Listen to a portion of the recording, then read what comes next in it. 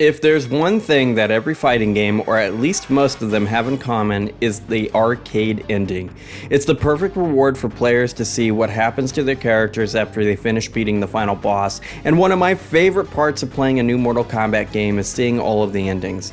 Taking a look into the past, I'd like to rank all of the endings from Mortal Kombat, as in the one from 1992. First, I'll show the ending, and afterwards I'll talk through what I think of it. I am going to keep in mind that the long-term lore of Mortal Kombat wasn't thought of at this point in time for these endings, but I will talk about it if any aspect of the endings were made canon in the future of the franchise. So with that established, let's rank them. Number 7.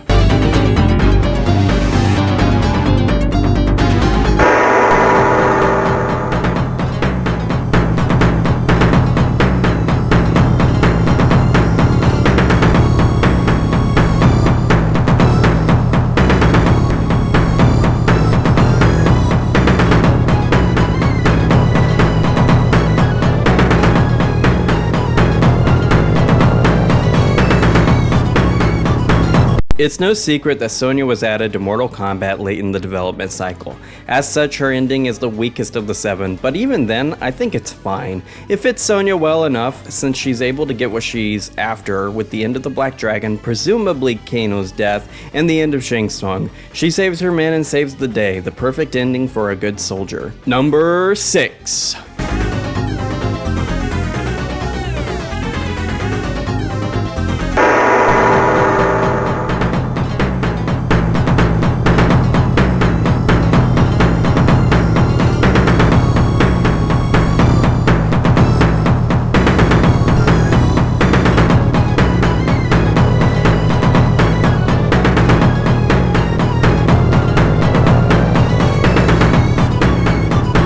While Sub-Zero has the best fatality in the game, his ending is also pretty weak.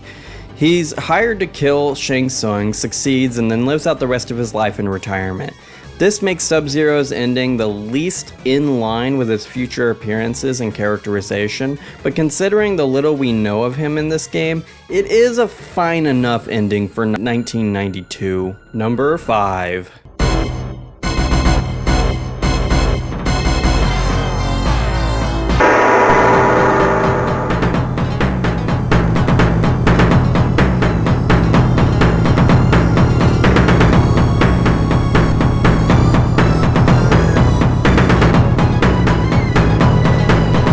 This is where the endings get a little bit more interesting. Kano's is one of the most interesting from a lore perspective. Obviously, the team hadn't thought of Outworld or Shao Kahn's plotline when this game was made, so the mythos of the Mortal Kombat tournament is completely different. Kano takes control of the tournament with his Black Dragon forces, corrupting the sanctity of the event. It says that this leads to chaos and torment for all of those and alludes to the Battle of the Sands, whatever the hell that is. I like this ending because it shows that the series could have gone a lot of different ways, with the tournament dominating a completely different place in the Mortal Kombat mythology of future games. Number 4.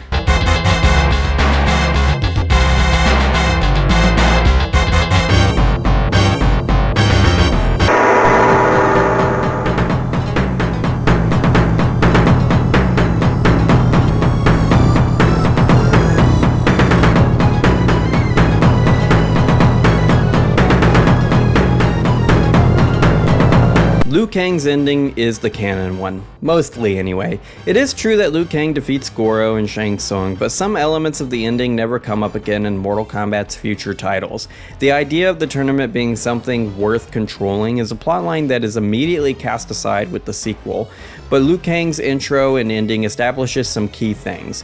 One, that fabled defeat of Goro, which builds up the mythology of Goro a little bit more. 2, his rivalry with Shang Tsung, something that continues to this day. And 3, the premise of Mortal Kombat 2, something we can talk about more in a future list. Number 3.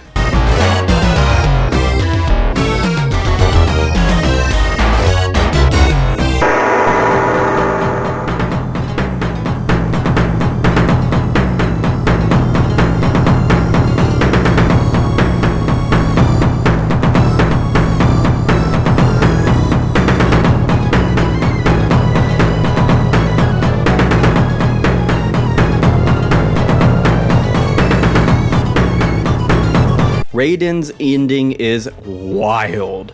In Mortal Kombat, Raiden is a completely different character from the way he is in the rest of the franchises. Invited by Shang Tsung to compete in the event, Raiden kills everyone, invites the other gods to fight in the tournament, ending Earth. This ending is a far cry from the Earthrealm's protector job that he would maintain all the way through Mortal Kombat 11. In fact, Raiden and Kano are the only two honestly bad guys in this game, which is something that would instantly change with Mortal Kombat 2. I also have to say that I love the "Have a nice day" line that finishes off this ending. It's something that the developers would sneak into a lot of future endings in upcoming games, and it always gives me a laugh when I come across it. Number 2.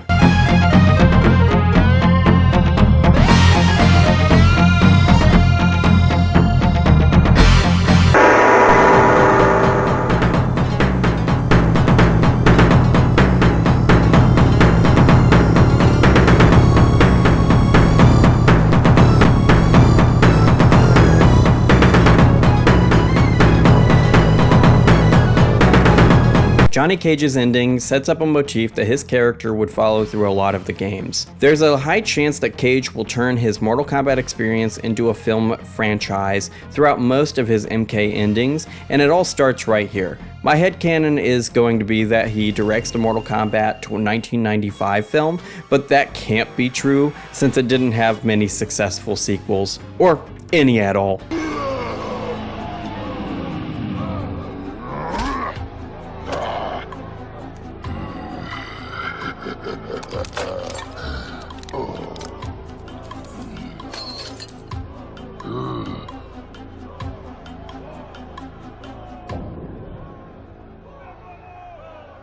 Finish him quickly. Pay me my tribute. This puny mortal will be no problem. I'll crush him in one blow. All right.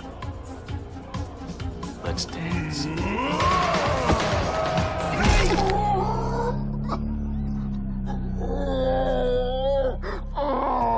Number 1. Scorpion.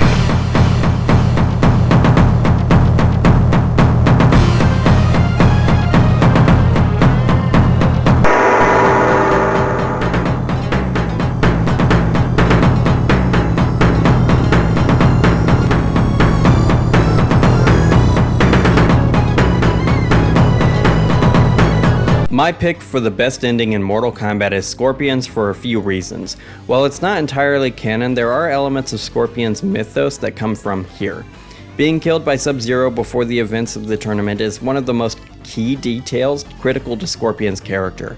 The ending explains why he has a skull under his mask, and in some ways it even explains his "get over here" line, since he is simply a revenant that's bent on revenge. This ending is my favorite one because of the way it sets up Scorpion's character for the future, and for the way it further deepens the story around him and Sub-Zero, something that is completely absent from Sub-Zero's ending. And that's the ranking, my guys. What is your favorite Mortal Kombat ending? Would you like to see something like this for Mortal Kombat 2? Let me know in the comments below, and if you liked the video, please like, share, and subscribe, dinging that notification bell for more really good gaming content. Have an awesome ending to your day, gamers.